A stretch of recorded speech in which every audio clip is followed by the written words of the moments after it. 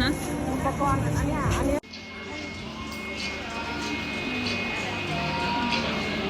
อันนี้ริมเลนะคะดูผลไม้นะคะนี่อันนี้เค้กนะคะโอ้ยน่ากินมากอันนี้ฝั่งอาหารทะเลนะคะอันนั้นฝั่งน้ำดื่มอันนี้ฝั่งอาหารทะเล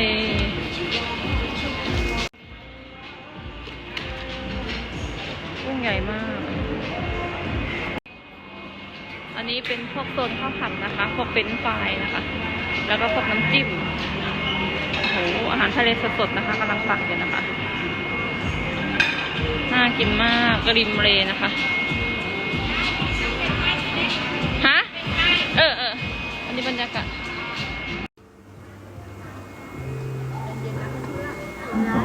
กินแล้วนะครั้งนี้ว่ามันถูกมากแต่หมดรอบกุ้งเป็นน้ำกุ้งก็ที่แท้จะไม่โอเคได้นะคะเขาก็ไม่นี่ยกมาทำอันนั้นเลย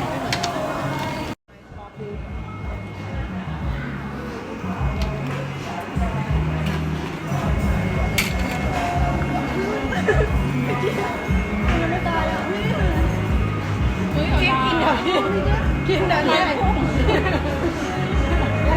แบบมีประโยชน์แล้วออเดอร์เค้ก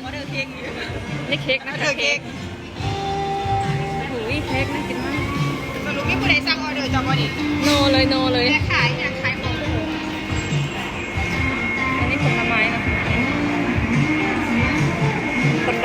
คะแล้วก็มีขนมหวานผลไม้น่ากินมาก